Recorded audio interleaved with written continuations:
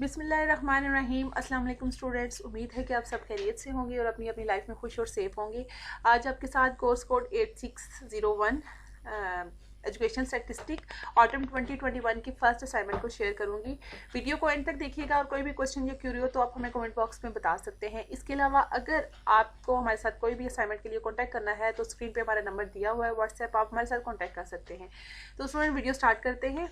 Okay जी, सबसे first question है हमारा, what are the function of what are the function of statistic discuss in detail with reference to research in education. ठीक है, आपने बताना है एजुकेशन स्टैटिस्टिक के क्या फंक्शंस हैं और एजुकेशन में इसकी क्या रिसर्च हुई है, क्या हेल्प करती है स्टैटिस्टिक हमें। ठीक है, तो सबसे पहले यहाँ पे मैंने डिफाइन कर दिया है स्टैटिस्टिक हो गया। स्टैटिस्टिक क्या होती है? Statistic is a branch of applied mathematical that involve the collection, description, analysis and inference of conclusion. ठीक है, फ्रॉम क्वांटिटेटिव डेटा। कोई भी आपको डाटा है, जब उसको आप कलेक्ट करते हैं, उसको डिस्क्राइब करते हैं, उसको एनालाइज करते हैं, ठीक है, और कंक्लूजन ड्रॉ करते हैं, तो वो बेसिकली स्टैटिस्टिक में आ जाती है। ठीक है, अब उसके फंक्शंस क्या है स्टैटिस्टिक के, वो क्या हेल्प करती है, क्या फंक्शन है, तो वो आपने बताना है। यहाँ पे मैंने फंक्शन लिख दिए हैं स्टैटिस्टिक के।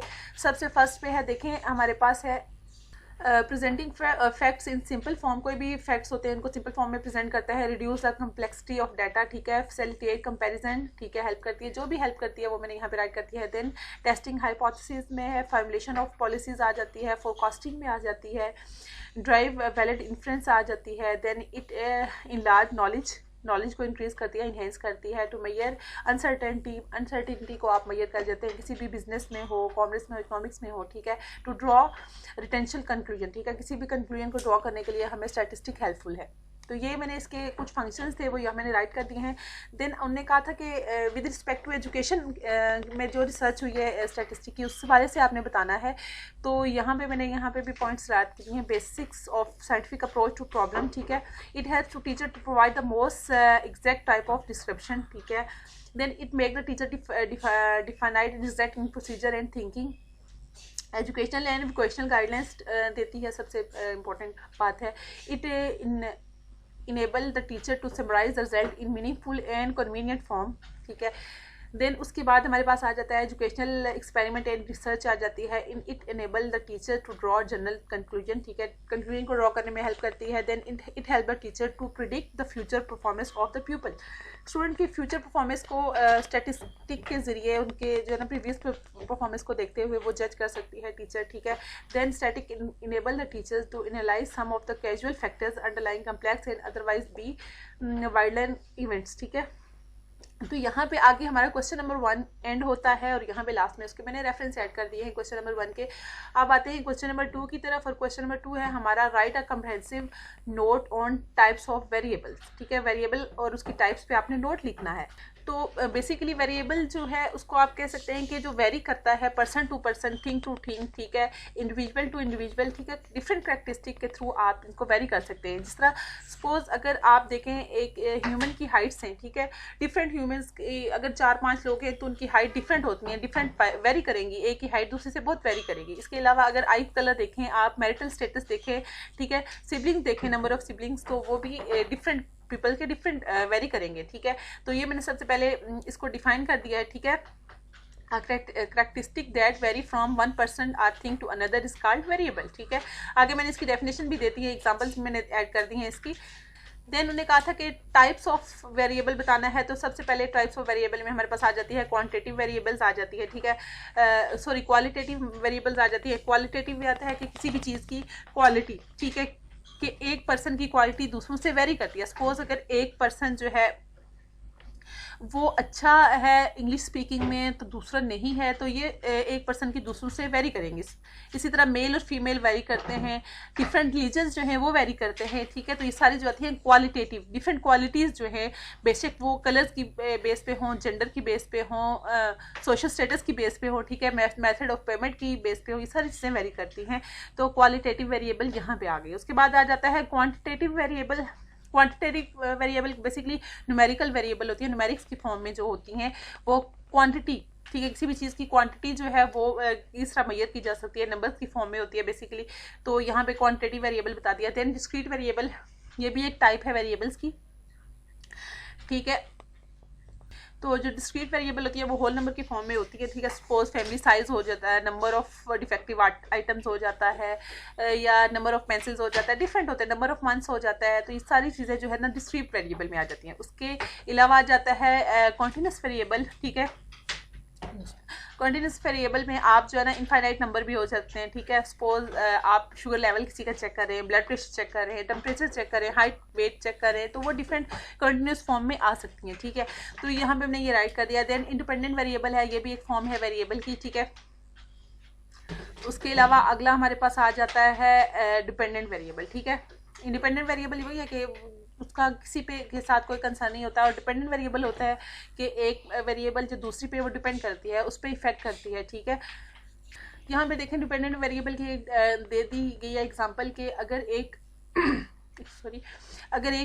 कैंसर का लंग्स कैंसर के पेशेंट जो हैं उनको बहुत ज़्यादा होती है, स्मोकिंग की वजह से लंग कैंसर होते हैं, तो ये डिपेंड करते हैं एक दूसरे पे बेसिकली। कि आपने देखा होगा कि ये एक तहकीक है कि जो स्मोकिंग करते हैं उनमें लंग्स कैंसर की ज़्यादा शरह पाई जाती है, ठीक है, रेशो उसकी ज़्यादा हो जाती है। तो ये डिपेंड करती है सिगरेट नोशी और लंग्स कैंसर एक दूसरे पे, ठीक है। तो यहाँ पर मैंने ये राइट कर दिए हैं, इसकी ये बी फॉर्म है वेरिएबल की एक। देन उसके बाद आ जाता है मॉडरेटिव वेरिएबल आ जाता है, ठीक है। देन कंट्रोल वेरिएबल आ जाता है, इसको भी आप देख सकते हैं। देन एक्सट्रेनियस वेरिएबल आ जाता है, ठीक है। अब यहाँ पे देखें लास्ट में इसका रेफरेंस ऐड हो गया है, तो सेकंड क्वेश्चन भी आपका एंड हो जाता है। यहाँ पे आप आते हैं क्वेश्चन नंबर 3 की तरफ। क्वेश्चन नंबर 3 है explain explanatory data analysis in detail, ठीक है। तो एक्सप्लेनेटरी डाटा एनालिसिस क्या होता है, इसको आपने डिटेल में बयान करना है। तो सबसे पहले एक्सप्लेनेटरी डाटा एनालिसिस या EDA, ठीक है, वो मैंने यहाँ पे राइट कर दिया है कि वो क्या है। तो बेसिकली ये जो है ना साइंटिस्ट यूज़ करते हैं डाटा को इन्वेस्टिगेट और एनालाइज करने के लिए, और समराइज करते हैं जो भी करेक्टरिस्टिक जो भी रिजल्ट आता है डिफरेंट मोड्स के जरिए, ठीक है, डाटा विजुअलाइजेशन मेथड के जरिए, ठीक है। It help determine how best to manipulate data sources to get the answer you need, ठीक है। तो यहाँ पे मैंने इसकी डेफिनेशन ऐड कर दी है, और यहाँ पे कुछ उसके पॉइंट्स है कि किस चीज़ तरह हमारी हेल्प करती है, ठीक है। यहाँ पे उसके बारे में मैंने राइट कर दिया है। देन उसके बाद एक्सप्लेनेटरी डाटा एनालिसिस की उन्होंने वेरिएबल एग्जांपल्स यहाँ पे मैंने ऐड कर दिए हैं, क्योंकि उन्होंने हमें ये कहा था कि एक्सप्लेनेटरी डाटा एनालिसिस को आप डिटेल में बयान करें। तो डिटेल में इसकी डेफिनेशन भी आ जाएगी, इसके मेरिट डिमेरिट से आ जाते हैं, इसके गोल्स क्या हैं, इसका पर्पज़ क्या है, ये सारी चीज़ें आ जाती हैं, ठीक है। तो यहाँ पे मैंने इसकी एग्जांपल्स दे दी हैं, ठीक है। देन आगे आ जाता है इसका पर्पज़ क्या है, ठीक है। तो ये यहाँ पे मैंने बता दिया है कि the primary purpose of EDA is to examine our data without making any assumption about what is might contain, ठीक है। By leaving the assumption at the door, researchers and data analysis can recognize pattern and potential causes for observed behavior, ठीक है। तो यहाँ पे मैंने इसके purpose add कर दिए हैं। देन आगे एनालिसिस डाटा एनालिसिस के लिए कौन से टूल्स यूज़ होते हैं वो मैंने यहाँ पे ऐड कर दिए हैं, ठीक है। कि सबसे पहले क्लस्टरिंग यूज़ हो जाती है, ठीक है। व्हेन बाईवेरिएट विजुअलाइजेशन आ जाती है, देन यूनिवेरिएट विजुअलाइजेशन आ जाती है, देन के मीन्स आ जाता है। तो ये जितने भी मेथड्स थे, जितने भी टूल्स थे वो यहाँ पे हमने राइट कर दिए हैं, ठीक है। उसके बाद आगे मैंने टाइप्स कौन सी हैं इसके एक्सप्लेनेटरी डाटा एनालिसिस की, तो यहाँ पे इसकी 2 टाइप्स हैं, ठीक है, यूनिवेरिएट एंड बाईवेरिएट, ठीक है। तो ये और 4 टाइप्स हैं इसकी, univariate, bivariate and multiple variate, graphical और नॉन ग्राफिकल दोनों के लिए, ठीक है।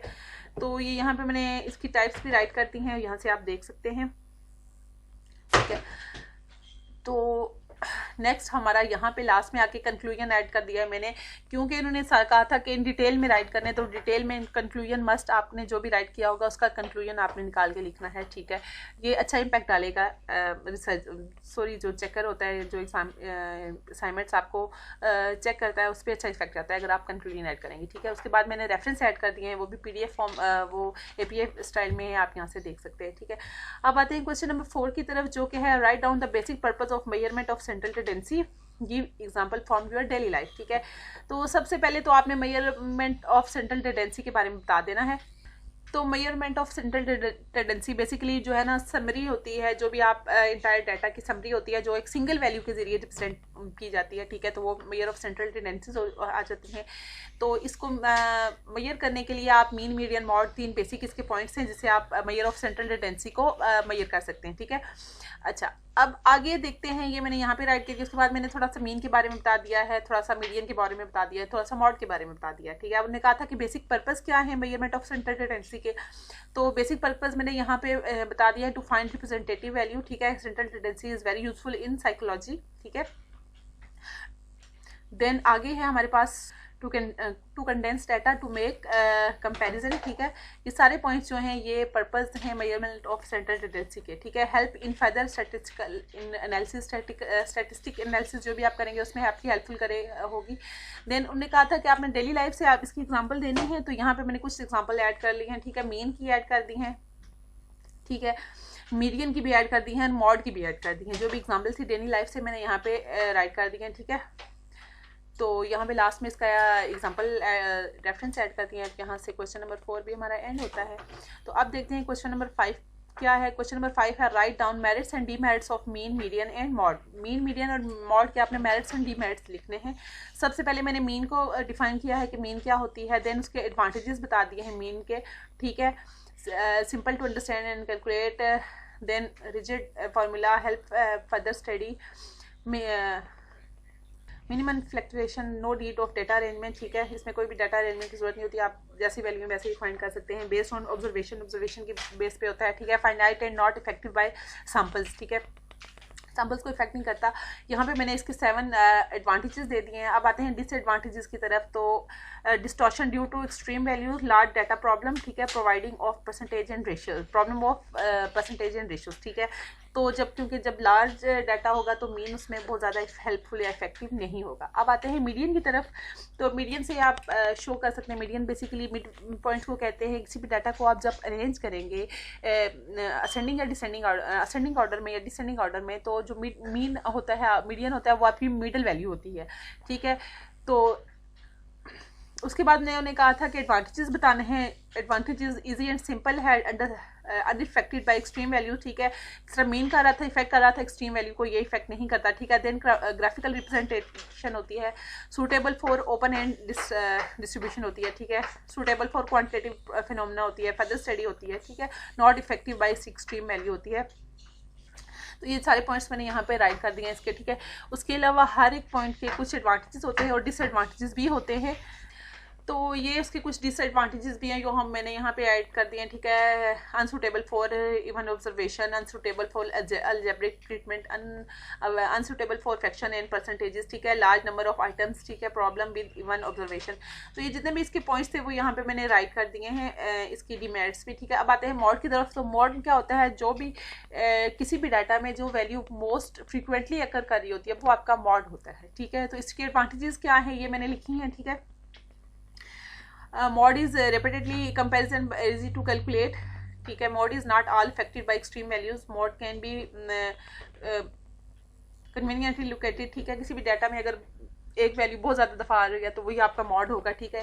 ये मैंने इसकी यहाँ पे एडवांटेजेस दे दिए हैं। देन डिसएडवांटेजेस भी हैं कुछ इसके, वो यहाँ पे राइट कर दिया है। The mode is not defined when there are no repeat in the data set, ठीक है। किसी भी डाटा सेट में अगर कोई वैल्यू रिपीट नहीं हो रही तो आप उसका मॉड लोकेट नहीं कर सकते। The mode is not based of all value, एक ही वैल्यू पे होता है, एक वैल्यू आप उठा लेते हैं वही आपका मॉड होता है, आप और बाकी वैल्यू आपके लिए यूजलेस होती हैं, ठीक है। और डिफरेंट और डिसएडवांटेजेस थी वो मैंने यहाँ पे ऐड कर दिए हैं। और यहाँ पे देखें लास्ट में इसके रेफरेंस थे जो मैंने 2 ऐड कर लिए हैं और ये रेफरेंस आपने यहाँ पे देख लेने हैं। उम्मीद है स्टूडेंट्स की ये वीडियो आप लोगों के लिए हेल्पफुल होगी। और अगर आप किसी भी असाइनमेंट के लिए हमारे साथ कांटेक्ट करना चाहते हैं तो हमारा कांटेक्ट नंबर दिया गया है। इसके अलावा अगर आप हमारे चैनल पे नए हैं तो हमारे चैनल को लाइक करें, सब्सक्राइब करें और बेल आइकन को प्रेस करें ताकि कोई भी नई असाइनमेंट हो या इन्फॉर्मेशन हो यूनिवर्सिटी से रिलेटेड तो आपको टाइमली मिल जाए। ओके स्टूडेंट्स, अब तक के लिए इतना ही। अपना ख्याल रखिएगा। Take care. अल्लाह हाफिज़।